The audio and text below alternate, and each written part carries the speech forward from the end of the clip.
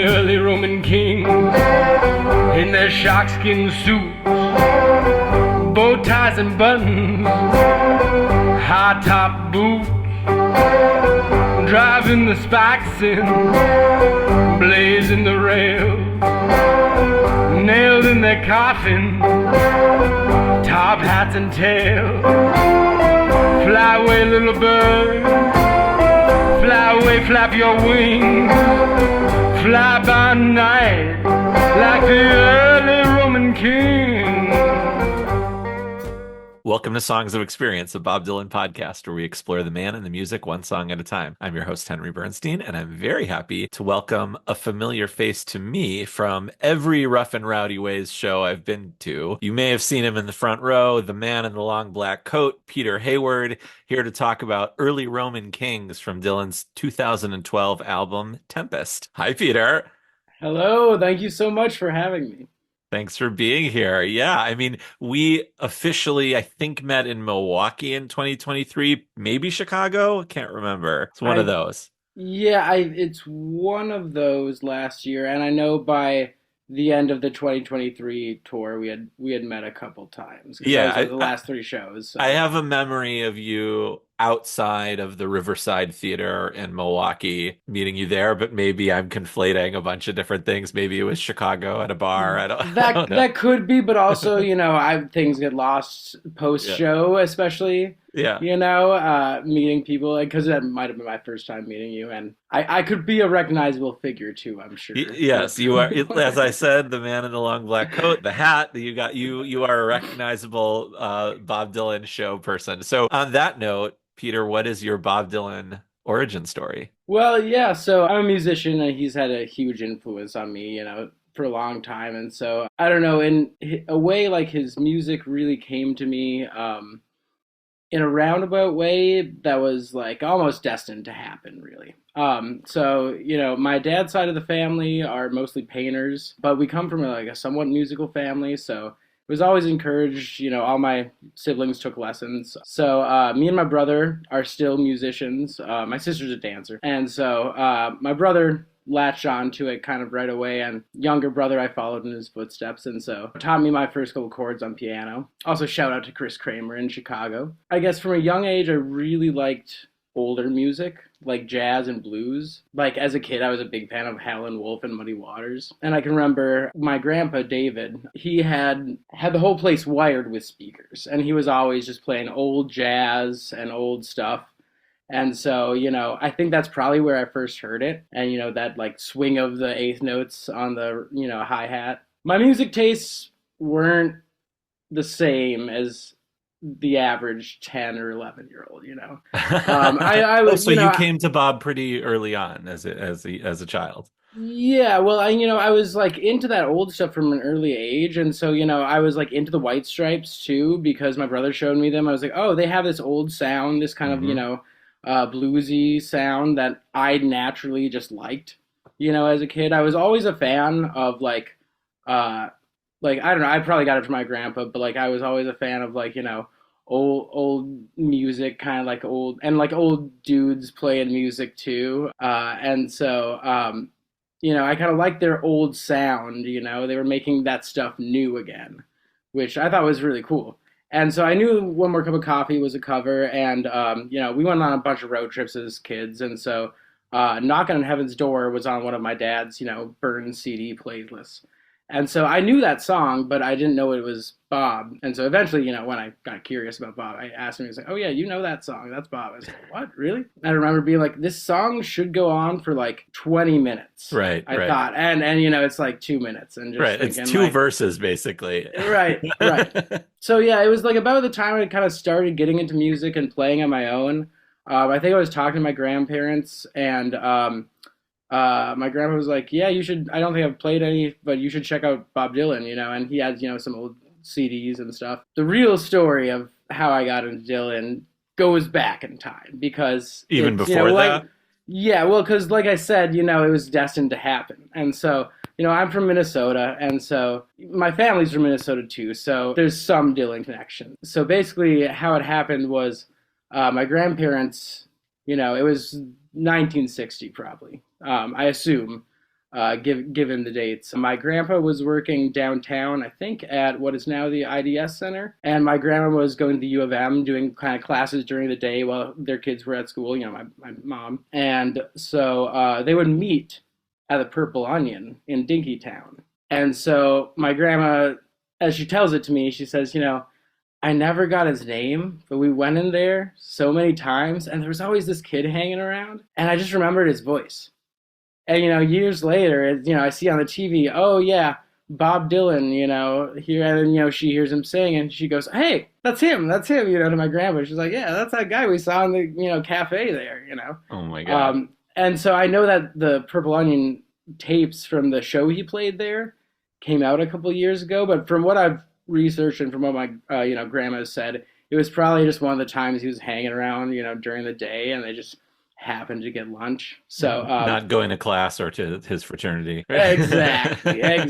That's amazing. I love Minnesota stories like that. I feel like anytime you meet a Bob Dylan fan who's from the Twin Cities, they have like at least only at most 3 degrees of separation from Bob Dylan. That's incredible. Oh my God. Are your grandparents the same age as Bob? Yeah, slightly older, just a couple years older, basically. Okay. So kind of year he was like a freshman at U of M, they were older students. Yeah, I think my grandma is 87 now, so quite a bit older. She waited to take classes until they had kids and whatnot. But so not quite that same. They were on the tail end of the other generation. It feels like to me. Yeah. So just that happenstance of crossing paths, and so they were always Dylan fans. That's incredible. And I love the fact that she just remembered his voice, and she was like, I loved that voice. It was so distinct. And, that's one of my favorite things about Bob. He's my favorite singer. And so, after that, I just, I really dug into Dylan, and we have a bunch of old records, from the 60s and 70s. My uncle passed away in 76. And so I think the last record he got was Desire, probably, of Dylan's, and I that was the first one I listened to because I was looking through. I was like, that's a cool hat. I'm going to listen to that one, So I listened to that. It is a cool hat. It's a really cool hat, yeah. So, I listened to that, and then I just, I jumped around a bit. I'm into the blues stuff, so the modern stuff just, fit with what I liked naturally. And then I dug into the old stuff too, and especially, going, through my later teen years, early 20s, that 60s stuff really resonated with me, and I still love it, but like, for me, I've always loved that older stuff. And as I was starting to play music more, I got into jazz, like playing jazz more. And then, Shadows in the Night came out, which is all standards. I was like, well, I'm doing a lot of this stuff and doing it in school too, so it all kind of just fit with me really well. I don't know. It just made sense for the style I'm into. That's perfect. Well, that would make sense based on what you said about why this song. We'll get to that in a second. Peter, this is, I guess, I don't know what to call it, auspicious or what, but 9 episodes in, I'm already repeating an album. We started with Tempest, of course, and here we are with Early Roman King. So some of these stats may be familiar to folks listening, but this song was released as a single in August 7th, 2012, recorded between January and March of 2012 at Groove Masters, produced by Bob Dylan, of course, with Bob Dylan on guitar, piano, vocals, Tony Garnier on bass, Donnie Heron on steel guitar, banjo, violin, mandolin, Stu Kimball guitar, George Rosselli drums, Charlie Sexton guitar. So the main touring band with David Hidalgo on guitar, accordion, violin. Bob kind of kept that accordion sound from Together Through Life and brought David Hidalgo back. Other than that, he doesn't have like a lot of musicians on here. It's really just the touring band. So my question, Peter, is why this song? Why Early Roman Kings? There's a number of things, I guess. Tempest was my first new original Bob album. I probably got into him, 2007, 2008, something like that, when I was 12 or 13, something like that.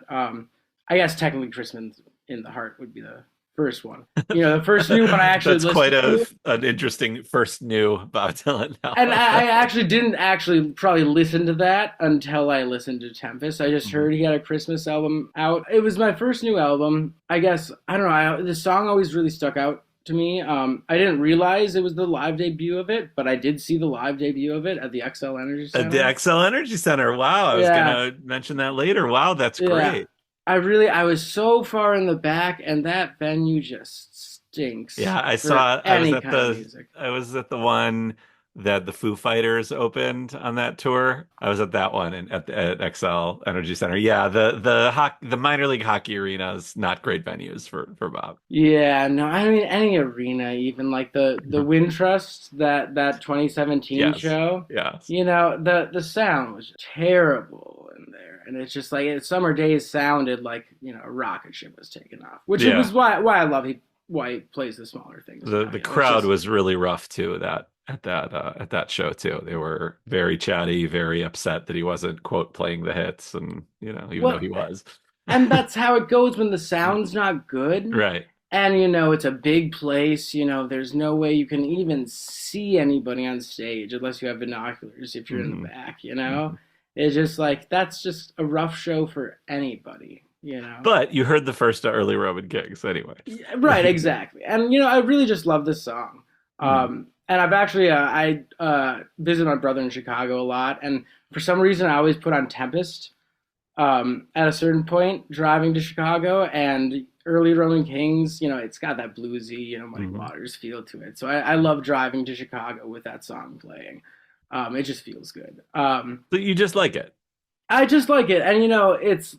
I also feel that it's got a bit of a bad rap with some Mhm. Dylan fans. Like I think it's because it's been played so much, and people are like, "Oh, another blues" or whatever. But it's not just a repetitive blues. Let's talk about that for a second before we get into the lyrics. So, this Yes. song has been performed an insane 545 times. First, as you said, on November 7th in 2012 in St. Paul, Minnesota, and as recently as the Outlaw Tour this summer in September 17th of this past year in 2024. So, with apologies to Ray Paget, who don't worry, he's not going to listen to this episode anyway, because I was very interested when you wanted to cover it because for many people like Ray, I think it is kind of a bathroom break in the set list, or like you said, they're kind of tired of it because they've heard it so much. But I have this very vivid memory. I remember in 2019, actually, I don't know if you were at the either Milwaukee or Chicago shows in 2019, Yeah. but so do you remember in Milwaukee, this song actually got the crowd up and everyone was like dancing and, waving their hands and bopping and grooving. I mean, this one kind of brought down the house. And certainly at Outlaw Tour, I think because a lot of the folks there didn't recognize most of the songs, people were just happy to hear a Muddy Waters-esque blues song. So I think you're right. It does Right. get a bad rap. Was that your It. memory of it also in 2019? Yeah, yeah, I agree, and I think that when you talk to like Bob fans who know has played a bunch, then they're like, oh, I don't want to hear that. But if you talk to anybody else, they're gonna be like, I love this song. Like this is Mm. great. Like this is a good blues. And like my wife, like I told her I was like, yeah, I'm doing early Roman Kings. I love this song. I was like, yeah, I kind of among Bob fans because it's played so much, they're over. And she's like, what? Why? It's a great song. And I think, yeah, it's a blues, but it's not just a Muddy Waters blues. And I'll talk about that in a second. But it's also like, I think, way above some of his other blueses, like from modern times. Like, Mm. Rollin' and Tumblin', and, When the Levee's Gonna Break, those are rewrites of blues Roland songs. Dublin's barely rewrites Exactly. anything. Well, which is Yeah, which is fine with me. yeah, And yeah. like Doesn't I bother me do either. Yeah. I love that song. I also love its place on the album, and it's great. But I think those kind of maybe led to this Hmm. in a way because it is, I think, so different from at least the recorded version from those like with his take on the blues that it's really worthy of something. I mean, it's got great lyrics too, which we can talk Well, about in a let's minute. get But into the lyrics a little bit because I want to come back to since you're a musician, this is like a yeah, great yeah, opportunity. I want to get into kind of the nerdy music stuff with him, but with you. But you did mention to me offline you wanted to cover all the lyrics, so I don't know if we'll get to all of them. But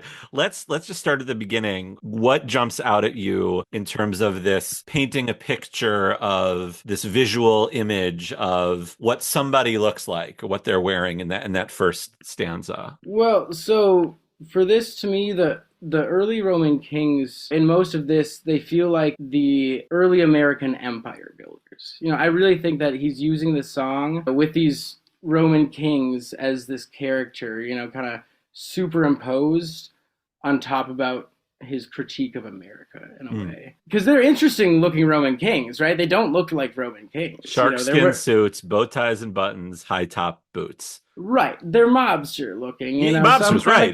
Right. In many ways, he could be describing Romans just centuries and centuries later, right?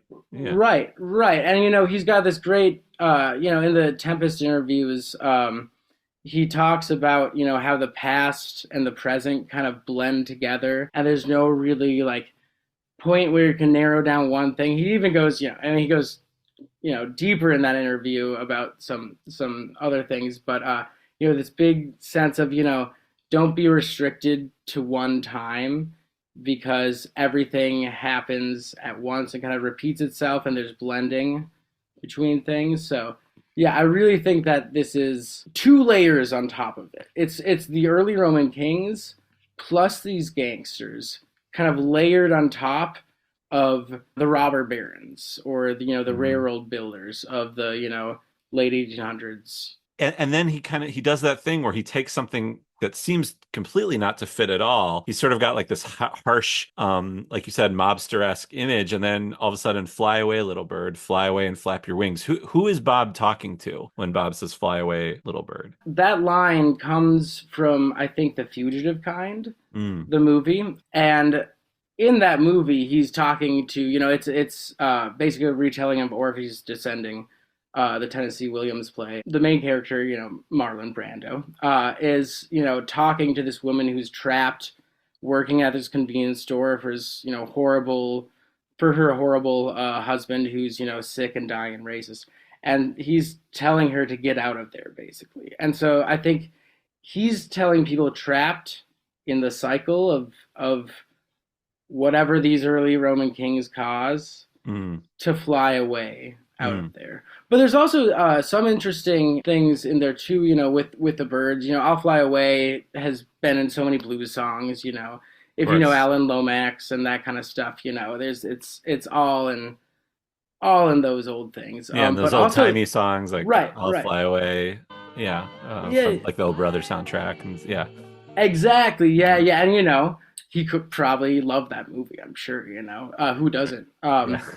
Could have had that in mind too. But then also in a Roman context, there is this idea of augury with the Roman kings were like chieftains to God, basically had a connection to God, and bird divination was actually really common, and they were kind of in charge of that supreme bird divination, and which happened in Romulus and Remus too. The first when they were opposing each other, I forgot the exact details, but they summoned birds and kind of talked to birds to try to get the sense of who had the upper hand in the situation, and who had the divine right, I guess. And so there is that kind of bird symbolism there, which also is an American symbol too, with the eagle, which also Julius Caesar, on his death, they released an eagle. And the eagle in Rome, it's not a little bird, but, it's a bird, symbolized kind of the immortality of Rome. The other lines with the, driving the spikes and blazing the rails, I feel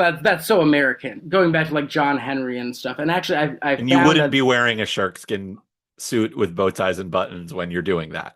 Oh no, that would be the boss man. That would be the boss man. And I think that's what he's talking about. But who actually does the driving the spikes in? Who actually does it? That's the people working, and that's what a lot of these blues songs in the Alan Lomax books, are about. And the work songs and whatnot. And that actually, I think it comes from this line from this song. Patty works on the Erie, and it's a section entitled Mike. It's this character Mike saying singing this, and he says, damn be the president, my name's Mike, I got a hand in it, I drive in the spike. And then the next actual verse is, a leveling up the road bed ain't no fun, nor driving down the spikes in the boiling sun. Heat boils down and shakes along the blazing rails, hangs around your head until your mind nearly fails. So I think that's definitely kind of lifted from that. And Yeah. it's a work song, from the early 1900s. And so I think it's really kind of it's talking about these early Roman kings, but also kind of embedding the actual workers and the actual people who did. At the end with the fly away, it's try to save yourself, try to get out of this mess, basically.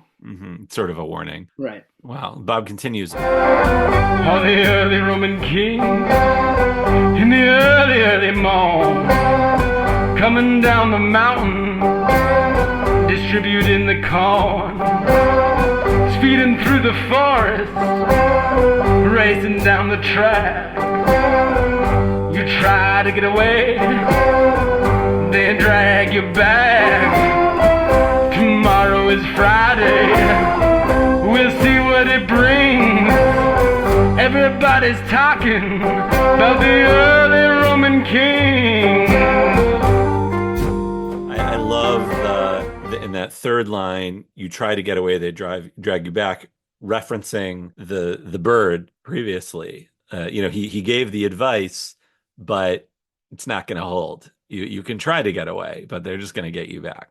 Yeah, and there's a lot of play in between the verses of references to other ones. Like there's foreshadowing with the mountain to the last verse with the mountain, You don't always get that sort of direct connection from one verse to the next when it's not like a story that he's telling, like Tangled Up in Blue or something. But the imagery is clearly there. And again, coming down the mountain, distributing the corn, that does feel like the boss man. Right, like the kings are coming off of their high hill and their palace in the mountain, and they're the ones that distribute the corn, even though the people worked for it. Is that what you were getting at earlier? Is that? Yeah. I mean that is very much a similar thing, and I think there's more things happening here too, which I think is amazing because it is. I never thought of that connection of going from night to morn. That's so lovely. I from all the times listening to this song, from all the things I've looked into it for, never thought of that. Isn't that what's so great about Bob Dylan? Like you could listen to a song 100 times and then someone randomly says one thing, you're like, oh yeah, it happens to me like every day. Oh my God. Well, and that's like why I really, have enjoyed Pod Dylan and the fact that you took on, this kind of role of the podcast. Like it's just fun to hear. And it's like who cares if anybody's fully right about anything? Right. We're like explicitly not right. We don't know. When I asked you earlier, what does this mean, Peter? Yeah. No. Bob pointed his finger around and he's saying, "Hey, look here, look here, look here. Figure it out." Yeah. So going back to also the early morning line is like a classic kind of blues thing, like early in the morning blues, which I love. Call back to that. He's giving so many nods to like the early stuff that's inspired him too through this song. Like that's another layer to it. But with the coming down the mountain, distributing the corn, the mountain line foreshadows the last verse, which we'll talk about later. But the corn is, I think, really interesting here. Corn and grain have been specifically a long time American export. Corn doesn't, naturally exist, period. Native Americans actually, learned to propagate it. And so it only exists in America. And so we are in America here, like there's nowhere else that we're in. And also coming down the mountain, distributing the corn feels very much like bootlegging to me. Those bootleggers of the 20, Prohibition era, especially with the feeding through the forest, racing down the track, right? You mean like making like moonshine out of corn and stuff like that? Exactly. Yeah. In Appalachia, right? They'd go make the moonshine there. And then, they'd take it, to the cities, to, whoever, mob run places, were importing this illegal booze. The speeding through the forest, racing down the track says that there's also NASCAR, right? NASCAR comes from this prohibition, right? I don't know much about that. So, I'm a big sports fan. I don't know it as a ball. I don't know anything about. I know this because I know this only from my slight bit of prohibition knowledge. Because I've watched Ken Burns Jazz probably, and like that might be tied in. But so basically, NASCAR started. They were driving moonshine down from the mountains, and they had to hop up their cars So then they could take these country roads really fast and evade the cops if they got caught. And so that's actually, they kept doing that. And even afterwards, it became a thing to hop up your car and make it as fast as you could. So they developed NASCAR. And NASCAR was formed because it became so popular. Even after, it became legal to, sell booze. Right, people still like driving fast. They like hopping up their car. Customizing their cars and making them go fast. Got it. Right, okay. and so that's a result of this prohibition and this illegal booze running by the mob is NASCAR. Wow. And of course Bob Dylan knows that. and of course he builds it into 2 lines. And this is something that I've thought about since for so long. And it's just how can he do that? Just distill it so well, and then also calls back later to the Appalachian Mountains as we'll get to in that last right so he says tomorrow is Friday, we'll see what it brings. Is in your opinion, is this a reference to the Sabbath beginning at sundown, or is this a Catholic thing? What is happening on Friday?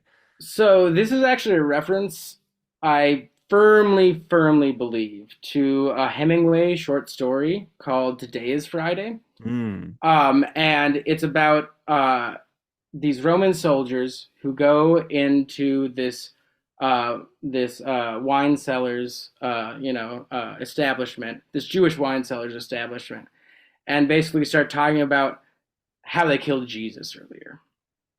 And how he was up on the cross, and they feel like they're American GIs. It's Hemingway, so he has that kind of war background. He's seen this before. It feels like GIs going into a pub and drinking and kind of treating the locals like shit. They're accusing the Jewish bartender. No, they're talking about how they themselves. Oh, Romans were the ones. Yeah, these Romans, they're going out, they're talking about the day's work. They're talking about the day's work, basically. Well, they had to, you see Jesus in there earlier, yeah, it was tough to see him up there, but he did a good job, they feel like kind of American GIs kind of being, in a drunken stupor, and they end up not paying the Jewish wine merchant too. But, in this, kind of drunken stupor, and talking about how they killed this guy Jesus earlier, and it's very casual. It's just this very kind of everyday feeling, and it's just business as usual for them, really. And so I think it's Hemingway comparing these GI kind of characters to these Roman soldiers, and then it's Dylan putting that in this song too. Saying how within these early Roman kings, this empire building stuff, how many, Christs have we killed? How many times has this, horrible act happened? And, like you say, crucifixion was common then, and torture methods now are very common too. And so I think they're one of my favorite lines in the song, because when I was reading the Hemingway book and I saw that, I was like, oh, here we go. Wow. Well, I mean, it has to be. I mean, that sound. If there's a Hemingway book almost literally called that refers to Roman soldiers, then for sure, I think we can assume you're correct here. I do love, though, at the end of this verse, it's everybody's talking about the early Roman kings, because it puts you kind of in the present too. We have all this past stuff, but we're still talking about the present, and kind of going back to the interview he gave. Right, he's still mixing metaphors and stuff. Yeah. Right, exactly. And, connecting these parallels, long-standing things that haven't changed. Well, let's go right into it. They're peddlers and they're meddlers. They buy and they sell. They destroyed your city. They'll destroy you as well. They're lecherous and they're treacherous. Hell-bent for leather. Each of them bigger than all men put together. Sluggers and muggers, wearing fancy gold rings. All the women gone crazy for them early Roman kings. women go crazy on that line in concert, by the way. And I'm sorry, but That might be my wife. lecherous. Yeah, that'd be your wife. Lecherous and treacherous is one of the all-time great Bob Dylan rhymes for sure. Like that's an all-timer right there. That's brilliant. Oh, it's so. I mean, this whole verse, it's like, and this whole song too. It's like the language is so perfect. I see, people say, oh yeah, the lyrics are good, they're fun, but they're really good. Just the pure language of them, like, the fly by night, just the definition of that. And, peddlers and meddlers, that's just such loaded language. Right. And it's like, it's almost like sort of, maybe for Bob Dylan, it's just low hanging fruit. Maybe it's just like an easy rhyme for him, but I've never heard anyone else do that. So. Well, and it fits so well. And also, I love how it's this peddlers and meddlers sound so old timey, right? Yeah. And then peddlers and the meddlers, Yeah. I don't know. And then he just describes what those types of people do. They buy, and they they sell. buy and they sell. And to me, that feels so Wall Street. It's just a clear, Wall Street. Right. And like sort of putting those two things on the same level. They're essentially, right. Wall Street people are essentially peddlers and meddlers. Right. Exactly. Yeah. And, the destroy your city, they'll destroy you as well line. I think that, it echoes into that. And then I feel like all of this it does build to this last verse, that's coming up because there is destroyed cities talked about later. Mm-hmm. What does hell-bent for leather mean? Oh, so there's a couple things. I've looked into this a little bit just to see what I could find. There is a film from the 60s, like a cowboy film called Hell-Bent for Leather. I couldn't find it.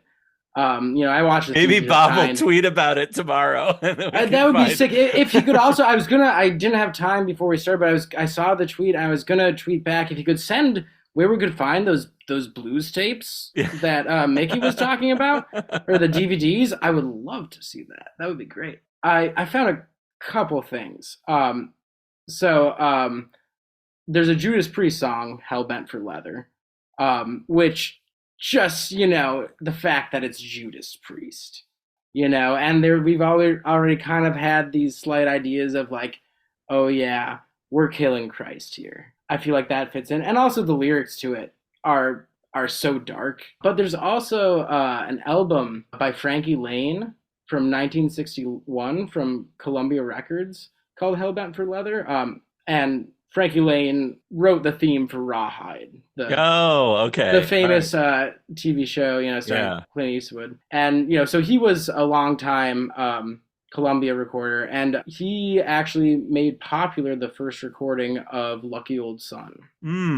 Which is Bob has done. Right. And this is all from, my Wikipedia dive on what is Hell-Bent for Leather, Sluggers and muggers wearing fancy gold rings. I've only heard of sluggers in as a baseball reference. Is there another? Is there someone who like punches people a slugger? Like what are sluggers and muggers? I know muggers are, but it's just people who beat stuff up. Which it's like tough guy. Right, exactly. Which I love. It's the sluggers and muggers wearing fancy gold rings. Like, where'd you get those rings?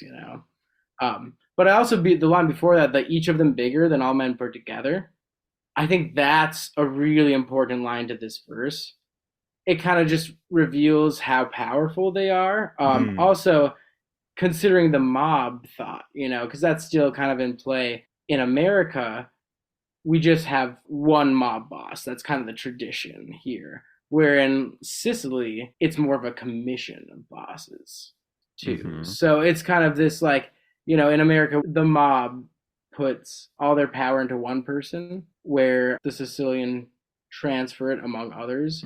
So I think there's a little bit of callback there too. I want to get into the music stuff for a second, but anything else on this particular stanza? Because we keep going back to something. I'm like, I don't want to miss anything. You've got so much good stuff. I know. Here. Sorry, I'm trying to go lyric by lyric as much as I can. So I like the women going crazy. Again, that foreshadows the next verse. That leads us right into the next verse, I think. It's like it's built all these guys up as total, horrible people, but then all still the same. The women are going crazy for them, which, mob guys famous for, womanizing. And again, in The Fugitive Kind, and slash Orpheus descending slash the Orpheus myth. It's all about the woman and her fate ultimately, and getting stuck in this mess that men have created, basically. I think that's really the heart of it. I know you said that the women going crazy goes right into the next verse, but I don't want to forget about the musicality sort of part of it. So yeah. The Muddy Waters riff is very clear. I mean, the da da da da, da like that is, Hoochie Coochie Man, Manish Boy, that is a familiar phrase that I think Bob expects us to hear that and feel comfortable with this song. Like, oh, do I know this song already? Like, we know that phrase, and obviously Bob reveres Muddy Waters. But as I was listening to many, many versions of this, including your own. Fantastic. Thank you. I want to ask you some questions about that. But absolutely. The riff that runs through the whole song. So I went on dylanchords.com, which is where I learned to play guitar. Thank you, Eolf. And you too? Same. Yeah, absolutely. I learned how to play Bob songs, and I added a lot of my own in there too. But yeah, absolutely. I just, when I was learning how to play guitar, just started at the beginning of Freewheelin' and just went down. So he says, the Muddy Waters riff that runs through the whole song starts just before the chord change indicated below, and he has the tabs for the riff. It is hinted at in the very beginning of the song in this form. Then he shows what the tablature is. But then he says something really interesting, which I didn't really understand. I was hoping maybe you could break it down for us as a professional musician. He says, it's really not a guitar song at all, but these are the notes anyway to be played as written here or some other place on the neck. And then he has the rest of the tablatures. And so I'm hearing Bob's organ very high in the mix. And that was that period of time. But what does he mean when he says it's not really a guitar song at all? It definitely is a guitar song. They're playing the Muddy Waters riff over and over again. What does that mean? Yeah, and so, when I went to record my version of it, which, I normally, when I record a cover, I do not do it like it's done on the album. But with this one, I was just I was debating on how I was going to do it. I was just I like this so much. I'm doing the podcast for it. I'm just going to do it kind of like the album version, and get it in that vein. I did some slight, very small twists. But so he says, it's not really a guitar song. I think because on the Tempest recording, the guitar isn't highlighted in it. And also, naturally, this is not an exact Muddy Waters riff. Okay, say more. This is good. I can kind of show you on my guitar, but how Muddy Waters normally does it is it's normally more of a minor sound. Can you show us on your guitar? I can, yes. I would absolutely love to. Yes. I have it here just for this reason. This is in G, this song. And so normally the Muddy Waters blues is something like, right? Okay. Yep. And this is the important chord that changes, right? That makes it a minor sound when Muddy Waters does it. And the reason why it happens on those blues recordings is because they're playing slide guitar in an open tuning. So you've got the slide on your finger and you can't, change anything. And when you play this chord, it's naturally gonna, even though it's technically a major chord because of how you're playing it, it's gonna sound dark and minor, right? And so actually what Bob does is instead of playing that chord on the recording, it goes... Oh, play the two back to back. Yeah, so here's the minor, the Muddy Waters. And then here is the Bob version. It is a very subtle... Super subtle difference. You can hear it, and it does change it. But it's actually pretty huge, I think, in the way it's played, because that's not naturally a sound you're going to get if you're trying to do lead riffs on the guitar. If you try to do that with slide, it would sound awkward if you played any more notes than just the two I was playing. So it's a little harder to pull off, which is why he's got that accordion, which I love, or sorry, not the accordion, the organ grinding through it, accordion too. I love that it's the organ grinding through it too, which is such has its own history, being, in, Black Southern poor churches, and, helping create so much music that we know now. Right. It doesn't quite fit with a Muddy Waters blues song, but in this sort of Bob Dylan version of it, it's perfect. It makes sense there.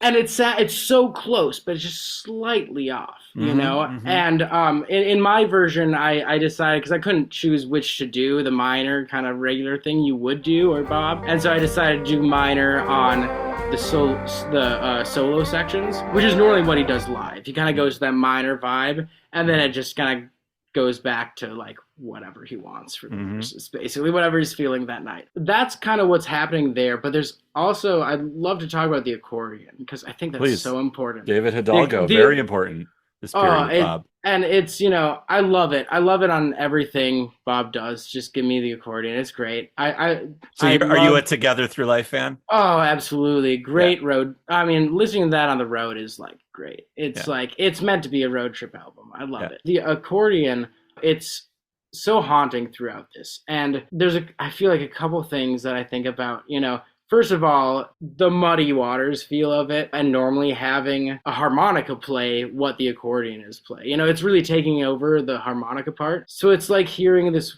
accordion Italian ghost of Little Walter in Muddy Waters Blues Band. Yes, right, because the accordion sort of subs for the harmonica, and a very similar sound, right?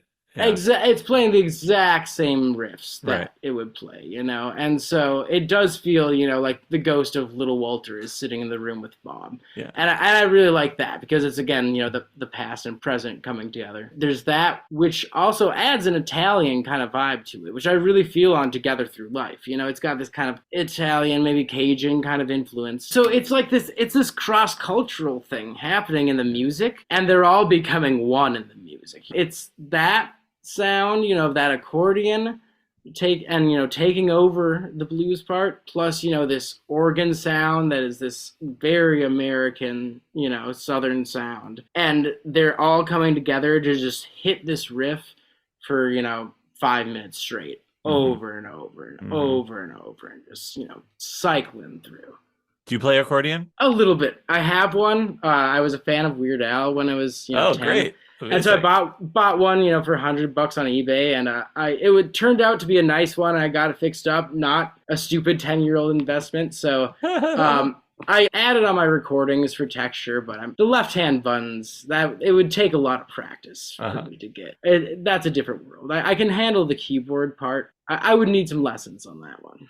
Is there anything else that jumps out to you musically that maybe Donnie Herron is doing, or Charlie, you know, in this song that's, you know, clearly the Muddy Waters riff, Bob's sort of unusual organ underneath, and then the accordion. What do you make of any of the other musicians? Is there anything sort of interesting happening there? It's okay if the answer is no. I mean, with the recordings, you know, it's all very serving the song, and there's no like really solo section or really not in this period of time. And maximum, you know, 4 bars, and so it's really just kind of filling that space and adding it in. What I will say is that, you know, live, especially during those solo breaks, which do get extended live, they really dig into that minor sound, and you'll often find Bob will hit a riff on piano, and Donnie would, you know, just follow it totally and just, you know, mimic it. And, you know, I think Bob said something about, you know, how it creates this kind of, you know, big band kind of sound. And so there's a lot of that going on. It's still, you know, it's not, you know, live, they don't do this repetitive riff over and over, you know, but there's, you know, syncing up to create this kind of big full sound, and it just gets like so dark and gritty. Yeah. During those solo sections, it just like kind of blows you away, and then it's back and just kind of cuts you off, you know? Yeah, I remember especially on the Outlaw tour, you know, Bob is kind of really hitting those keys very heavy, and Bob Britt or Doug Lancio, depending on who gets the solo that night, is like really hitting that note, really that sort of kind of really hard during that solo piece. And then, like you said, it's just like they stop on a dime, and he goes back into the verses. Yeah, exactly, because they're really accentuating, you know, the minor notes and the blue notes in that thing, and yeah, it really does cook. I was so happy to hear it again. I was so happy. Yeah, it was so great. I love this song musically too. Just I love the way he sings it every time live, but also on the album. I think he's just got that purpose grasp. It's just like he just totally nails it. Well, yeah. Well, when they like stop on a dime there, and Bob goes back into the lyrics, he continues. I can dress up your wounds with a blood clotted rag. I'm afraid to make love to a bitch or a hag.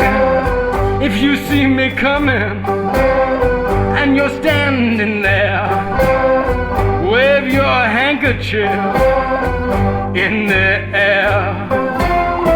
I ain't dead yet, my bell still rings. I keep my fingers crossed like the early Roman kings. Before we get into the other stuff, we have to talk about I Ain't Dead Yet, My Bell Still Rings. I think one of the reasons Bob likes playing this live is because that's one of those moments where he interacts with the crowd, similar to the crowd loves that. I ain't dead yet. Everyone's like, woo, my bell still rings. Woo. Similar to when he used to do Spirit on the Water, and he'd say, you think I'm over the hill, and everyone would go, no. You think I'm past my prime? No. Or in False Prophet. Thank you. Yes, in False Prophet. Yeah. Right? When he's like, I'm first among equals, second to none. Yeah, and you can bury the rest. I think he likes that stuff. I think he's not gonna come out and say hello Chicago, but that when he can lyrically play with the audience, I love that. Right. And well, like I don't know where it's from, but I've read he's said he writes songs that he can sing live now. Mm-hmm. And it's just so amazing because there are these songs that when you listen to them, on your own and within the context of the album, the other song is like, oh, this is all about this, this is about this. And obviously, oh yeah, Bob ain't dead yet, et cetera, But then when he sings it live, it's like, oh, this is totally how he's singing it now, this is all about him, in a way. And I think that's the beauty of it, it kind of puts those things in there. It's sort of like his music hair speech, sort of referencing other people. Like, why does he always have to take the beating for, his voice and all that stuff? He's like, I'm not dead yet. I'm still here. And my bell still rings, I think, is sort of a sexual reference, which goes with the rest of the verse. Oh, yeah, absolutely. And then also goes with the Ding Dong Daddy in the next verse. Yeah. I didn't think about that. Yeah. Well, let's go line by line here. So yeah. Dress up your wounds with a blood clotted rag. What did you find? I've always thought that was just an amazing line. It's so gorgeous because it's so gross and nasty, and it's like you don't even want to think about that. Anything is just rag. It's just just totally throat, it's just dark and gritty, and so it's just pure fun when you hear it. I do think though it seems kind of like a religious thing, and so I do think it does maybe have to do with a reference from the Bible. So there's something, and I'm not religious. Okay. Raised religious in any ways, I have my own whatever you'd call it that we don't need to get into, but I'm interested in everything. There's a line that we all have become like the unclean, all our righteous deeds are like a menstrual rag, all of us wither like a leaf, our sins like the wind carry us away. What's that from? Isaiah 64:6, and that's the CEB version. He says it of, it's so dark, and dress up your wounds with a blood-clotted rag. I'm going to put more impurity on top of you. I don't think it's like anti-women or anything like that. Yeah, no, I mean, this is clearly obviously. Next line, that's it's like the type of thing that, you could say doesn't age well, but he uses that kind of language in Philosophy of Modern Song. I think it's a style. It's a Right. Who am I to say? It's not nice to say those types of things about women. Right. I don't think he's intending it that way. I think he's creating a character within this song who speaks that way. But exactly. And I would actually say that this song is very anti-patriarchy. It really is. And I think this line is even anti-patriarchy because it's two early Roman kings. If they're dressing up the wounds, right? Think of people who use religion, as this force of evil, or, giving their thoughts and prayers. God will fix this. God is on your side, et cetera, kind of deal. I think there's that layer in there too. Mm-hmm. But then, yeah, getting to the next line, I mean, I think it's a great line. I think the juxtaposition of make love and or a hag is just great. That's classic it's Bob Dylan to take two things like that don't go together, and yeah. Right, exactly. I was trying to think about it, and I mean, obviously the word it's used so derogatorily against women, but also I think there's some callbacks to these early blues songs too, where you talk about sex more freely, and you use kind of foul language and stuff like that. There's a bit of that callback too, but the word hag kind of got me. I was like, what does he mean by hag? I mean, obviously it's a kind of same deal, but like so old timey. I was like, well, where does hag come from? And so I was thinking about it, and there are so many different hags throughout cultures that they're either become a forest mother or an evil witchy woman. And I'm so glad that you brought up philosophy of modern song, witchy woman, because I was going to bring that up too, because, he has all this, horrible language, but I think it's talking about, society's view of women.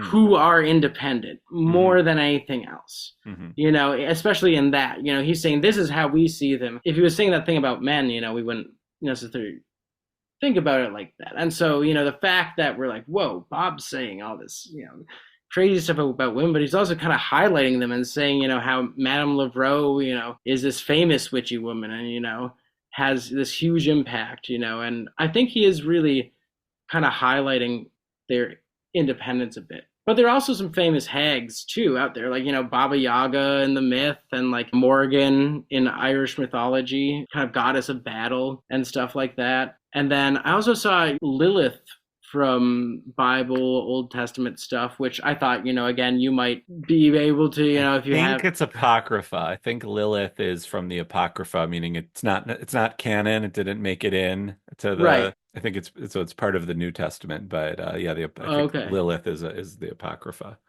Okay, gotcha. Yeah, I'm not familiar, so with those kind of things, searching for anything I can find. But so it's like the book of Maccabees, the Lilith, some other books. They're what's called apocryphal. They didn't make the cut in the OG Bible or Torah, so they're included in the New Testament, which is both the Old Testament and the New Testament and the Apocrypha. Okay, gotcha. Sort of like the multiverse. It's not considered canon. So. Right. Which, I feel like Dylan is kind of into, Yes, it's like, where the Jews and the Muslims and the Catholics all pray, Yes. Yeah, he, mixing up the medicine. It's all good. Let's keep moving through the lyrics because we've got Absolutely. 2 more big stanzas to go through. I wanted to mention wave your handkerchief in the air. There's definitely a mirroring happening with the blood clotted rag, because I think when we think of waving a white flag, there is something sort of pure about it, that when the white flag goes up in the midst of a battle, it's because it's white. You see it, it's clean. And I think having that juxtaposed with the blood clotted rag it's sort of shocking to me anyway. Oh no, absolutely. And that was, I think, my first point on this one. It is a very contrasting image. And I think multiple images come to my mind when I hear the wave your handkerchief in the air. First off, I think a celebrity or somebody famous, politician, what have you, walking the red carpet, walking whatever, and people, waving at them. Obviously now, nowadays we don't really carry handkerchiefs on us, but think of back in the day, everybody would be doing that, Sure. But then, yes, there is, the in war waving the white handkerchief. And then there's also, in Rome, the gladiators. You would wave your handkerchief to the gladiators in the ring to, signal your support. And I think they sometimes, started some games, but there was, a lot of that, and signs of affection too. Handkerchiefs have kind of been in that realm. That's so amazing. Like like what you said earlier about like something I said that you hadn't thought of before. Like I've heard the song, hundreds of times, and maybe because he says wave, I just immediately just went to like the white flag thing. But of course, in the context of making love, and that the handkerchief in the air is like a girl waving at at a soldier or something, or it just that never occurred to me till this moment. So, Right, thank you, right. Peter. Oh my God. Well, I mean, thank you, because honestly, like I've loved this song and I've thought about it for so long, and there's been some of these lines, and going through and preparing for this, I've come across some of the source material and being like, oh, okay, that's where that comes from. Like the previous line, if you see me coming, when you're standing there, it's from 16 Tons by Tennessee Ernie Ford. Oh, my soul to the company store song. Okay. Right. And so there's a line, if you see me coming, you better step aside. A lot of men didn't. A lot of men died. One fist of iron, the other is steel. If the right one won't get you, then the left one will. So it's that, you better, if you see me coming, you better step aside. I'll live from that. And that's again, Alan Lomax. And, I've, got a couple Alan Lomax books, right here. And I've got bookmarks in them with just things underlined. That's a Bob reference right there. It's amazing. And it feels like the more, you're exposed to things, more you find. Yeah, of course. Yeah. Let's move on. I can strip you of life, strip you of breath, ship you down to the house of death. One day you will ask for me, there'll be nobody else you'll wanna see. Hand down my fiddle, tune up my strings, gonna break it wide open like the early Roman king. Every little part he has right before da-da-da-da early Roman kings is so good. It's the hook, so to speak, of and it could get boring. He could just say the same thing each time, but he's always got a different little thing there that's so interesting. Right. Yeah, and like the end of the previous verse, the I ain't dead yet. It's just like he saves that right for a second to last, to build it up to that. And then keeping the fingers crossed too, just the lucky bet kind of deal. But oh man, and then again, we'll get to the last verse in a minute, which I think is really one of the big ones in this one. But that ends in such a great way too. He's a grim reaper here. I'll strip you of life, strip you of breath. It's so haunting. He's like a dementor, A couple of things here. This is taken from the Odyssey translation, when Odysseus and the Cyclops Patholomus have their interaction, and it's basically Odysseus's hubris after he escapes, and he is the one who actually gets cursed after that. So there's that kind of thing there going on. But it's also just this really dark and gritty line, and I think it just echoes a lot of what the other stuff is saying of like how powerful these Roman kings are too. All right, well let's get into it. You've been teasing it since the beginning of this podcast. The last line. I was up on Black Mountain the day Detroit fell. They killed them all off and they sent them to hell. Ding dong daddy, you're coming up short. I'm gonna put you on trial in a Sicilian court. I've had my fun, I've had my flings. I'm gonna shake them on down like the early Roman king. All right, go for it, Peter. Let me have it. All right, so there's so much here, and I have so many thoughts on it. I've always thought I was up on Black Mountain was kind of a reference, money, being in the red and being in the black. Just like, on, is that Dignity? Yeah, on Dignity. And so that has always kind of been my thought, especially the day Detroit fell. Somebody has made money off of people losing. Is that a specific reference to something? I mean, to bring Detroit into, or the way he says it, Detroit, to bring Detroit into this when we're sort of in this not unspecific period of time and country. Now we're in Detroit. Like, what is he referencing? Is there something specific that he's referencing of the day Detroit fell? Yeah, I mean, we ain't in Rome anymore, We are in America, and I think this really seals the deal that this is about American imperialism in a way, and within our country and abroad. There have been many things that have happened in Detroit. It's a famous town. I mean, created Motown, soul. I mean, a huge Black American history there. Mm-hmm. But in my view, I think there's 3 periods, Dylan could be talking about, and probably all at the same time, honestly. There's the siege of Detroit, which happened. The British, took Detroit, and basically the commander, William Hull, the general, knew he was outnumbered and surrendered to save lives. So you mean during the American Revolution? I think it was 1812. Oh, later. Okay. Yeah. I think it was later. That could be it, but nobody actually really was killed off. Somebody surrendered to spare lives. And so the next thought is, the Detroit riots of the 60s, too. There was so much oppression to Black Americans just systematically that, things just turned awful. I think that could be considered a day, the period when it fell. And also, the fall of the auto industry, right after basically this album came out too. But I think a key thing that is overlooked is the Black Mountain bit. And I didn't, I said that Red and the Black thing, but actually I just happened upon watching, a documentary about Black Mountain in Appalachia. And so there's a town in Lynch, Kentucky that was one of the richest coal mining towns. And basically U.S. Steel bought acres of the mountain, hundreds of acres of the land to mine after World War I, for coal. And it was, they got a huge boom in World War II for it. There were all these mine workers in these horrible conditions. It wreaked havoc on the environment. People tried to unionize, rumor was people were killed. All these things were brought upon these people, trying to make a living, basically. And so basically, the owners won, in the end. Mm-hmm. And then eventually all those jobs left and they went to Detroit. Mm-hmm.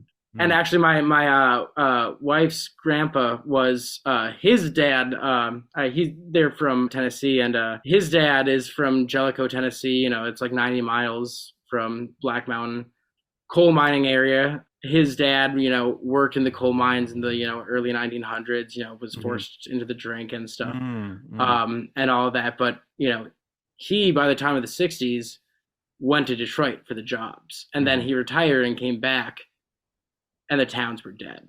Wow. Just totally decimated. And, we'd go back and visit him before he passed away, and it was just depressing to see what his downtown might have been. And I really think that is distilled into these 2 lines. And there's no way that, Dylan's been through that territory. I'm sure he knows about Black Mountain. He knows about coal mining. He said that, North Country Blues was about Virginia coal mines. Right. He knows about Tennessee coal mining. He knows about Black Mountain, I'm sure. And, as recently as 1997. Episode of Songs of Experience. Right? Exactly. That's what made me think about it, too, and kind of put these dots together. I was like, oh, this is the Black Mountain, It comes to kind of putting these prophets over people, I think. And then the ding dong daddy, you're coming up short. Such a funny line. It's taken from Ding Dong Daddy from Doomis. Okay. I only know the song because I heard it like on a comedy show, a Nathan Fielder show a couple of years ago, like in a sketch. And I was like, what is this? But stuck in my head. And then I came back and listened to the song. I was like, oh, it's talking about that. But Doomis, Texas is an oil town. And basically this guy was paid to write a town for Doomis, and it became kind of a hit on the radio, Ding Dong Daddy from Doomis. Okay. And you think it's that there's some play with the My Bell Still Rings? Well, yeah, I think just the idea of it. It's like you're a ding dong daddy, you're doing stuff, right? You're kind of the happening guy, your bell's still ringing, right? But then Bob says you're coming up short. You're all talk, right? You're all talk. You're the suave lady killer, but you ain't gonna make the cut here.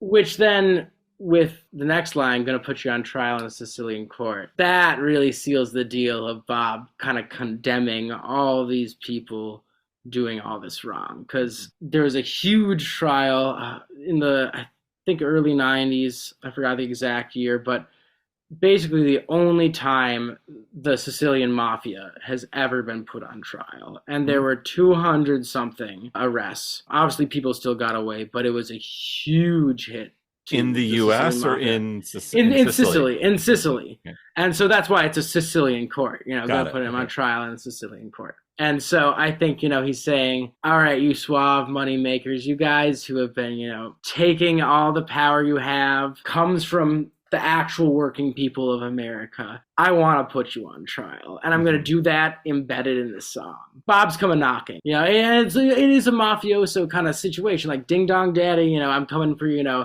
I'm coming for my cut here. It really goes all back to that. But then he gets sort of meta by saying, I've had my fun, I've had my flings, that he's both a part of the song, but also it's kind of a wrap up of the whole song. Like, I've had my fun taking you all down throughout this song, right? Like exactly. he's sort of saying two different things there. It's the same thing as I'm glad I fought. I only wish we won kind of deal. To me, it's very, very similar. But yeah, it is and there is so many, that layer of. It's, who's talking throughout the song, You can go by line. It's like, who's talking? Is the Earl King? Is it Bob? Is it somebody else? And I think there is definitely that aspect of it's Bob talking, especially when you think about that. There's a lot of homage to the old blues guys, too, with that, too. But he's also saying, like, I've taken from the cup, I've taken my sip. I'm passing it along. I'm trying to give it to you. And the I've had my fun, I've had my flings actually does come from a song by Jesse Price and his blues band from 1946 called You Can't Take It With You, which I found, I think, on Hard Rain and Slow Trains. I think that they played that. Yeah. And so I thought that was great. You can't take it with you. It's early Roman kings. It's all about these horrible, evil people who control our world. The conductors of our train ride through hell. When he's saying gonna shake them all down, like the early Roman kings, is he saying he's going to shake down the early Roman kings, like everyone he's taken down in this? Or is it he's going to shake someone else down like the early Roman kings would do? Well, and there's so much of that through this whole song, too. It's like, you could take all the lines this way, which is so great. Is Bob, like, if Bob said this, what would this mean? But I was thinking about that. I think, obviously, the shakedown being what the early Roman kings does, and, being what he wants to do, he wants to put them on trial, shake them down. But then is it in false prophet? When you're smiling meets my smile, something's got to give. Yes, right? Yes. And so it's like, yeah, I'm going to shake down, but also, like, I've heard the idea, Bob's not a false prophet, but also not a false prophet in a, profits like money. Right, yeah. right, exactly. He's working, he's a working man. But it's also, he's sold his stuff, he's working with them. So I don't really know. I feel like it's a little bit of all the above there, Peter, this is your last chance. Is there anything else you want to say about early Roman kings? Yeah, I mean, I have too much to say. One more thing. You can say one more thing. I feel like it encompasses this whole thing on Tempest that is the religious album that wasn't. And I think that Rough and Rowdy Ways is the religious album that is. And this was the last big storm before the cool breeze. And I think that's especially, he's played it so many times. This is kind of the heart of Tempest, I think. Track 7, I believe, right? Yeah, track 7. Okay. Wow. It's right in between. It's right in between Scarlet Town and Tin Angel. I mean, this isn't a quietly, and we talked about this. I talked about this with Michael in the first episode. This is a quietly amazing album. Like, every single song has such, so many merits, and this is kind of nestled in there right after. Scarlet Town's one of the highlights of this album, in my opinion. And it's kind of, and that's such a soft, quiet album. And to come up with this kind of brings you up before you head towards the end into eventually Roland John. So yeah, Peter, where can folks find you if they want to talk about Bob Dylan? Is there anything you want to plug? Like I said, you're an amazing musician, and we're gonna share out your version of early Roman kings. Again, thanks so much for having me on. I'm so happy that you're doing this. I love to hear people talk about Bob, and like you said, it's great to hear. all these different perspectives, and you learn something new all the time. But yeah, you know, I'm a Minneapolis-based musician. I'm gonna have a couple new singles coming out pretty soon. Made in America with a virtual B-side called Number 4209. Some home recordings I've done recently that I'm getting mixed. But by the time this comes out, I'll be in the studio again with some. Do you play all the instruments on your recordings? Yeah, so on the early Roman Kings, I played all the instruments. On my stuff, I got another drummer in there. Okay. I'm really not a drummer. I can do the rest, but I'll have it up on Spotify. You can search Peter Hayward, and I'll be there. You can find me on Bandcamp. Feel free to find me on Twitter, too. It's Peter _ Hayward, HAYWARD, and then another underscore. Oh, God, the underscores. What have I done to myself? But yeah, hit me up. I teach lessons. I'm a multi-instrumentalist, play live and in the studio. So if anyone ever wants, to learn anything or some help on recordings, give me a shout. Amazing. Well, thank you so much, Peter. Really appreciate it. Oh, thank you so much, Henry. I really appreciate it, too. Take care.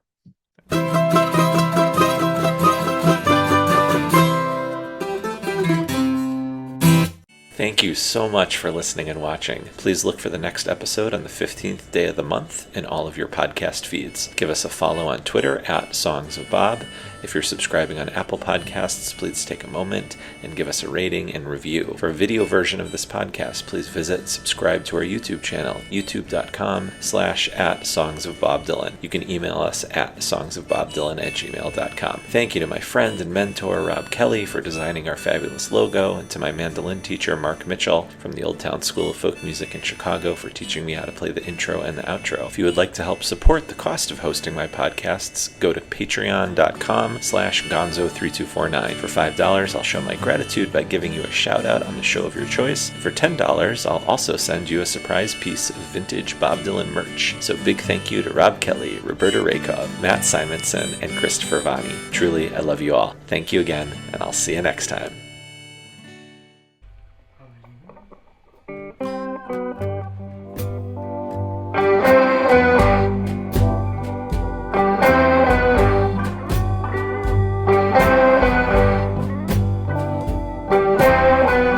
The early Roman kings in their sharkskin suits, bow ties and buttons, high top boots, driving the spikes in, blazing the rails, nailed in their coffins, top hats and tails.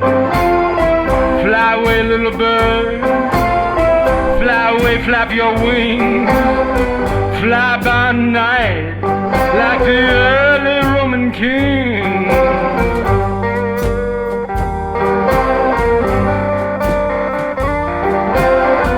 Oh, the early Roman king in the early morn, coming down the mountain, distributing the corn, speeding through the forest, racing down the track.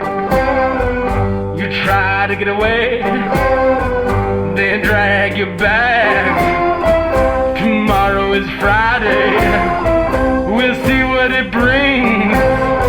Everybody's talking about the early Roman king.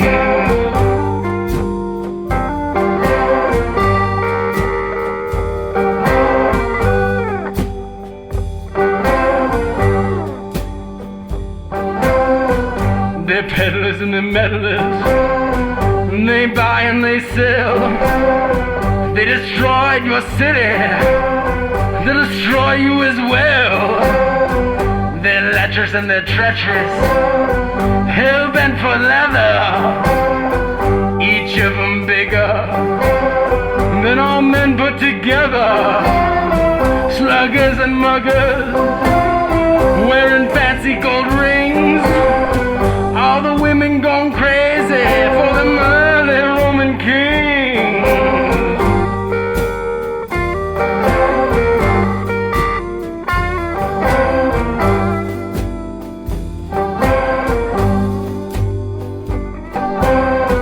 I can dress up your wound blood-clotted rags. I'm afraid to make love to a bitch or a hag. If you see me coming and you're standing there, wave your handkerchief in the air. I ain't dead yet, my bell still rings. I keep my fingers crossed like the early Roman kings.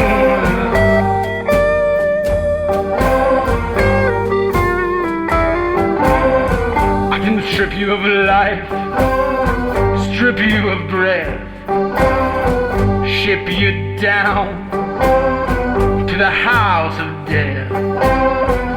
One day you will ask for me, there'll be nobody else you'll wanna see. Hand down my fiddle, tune up my strings, gonna break it wide open like the early Roman kings.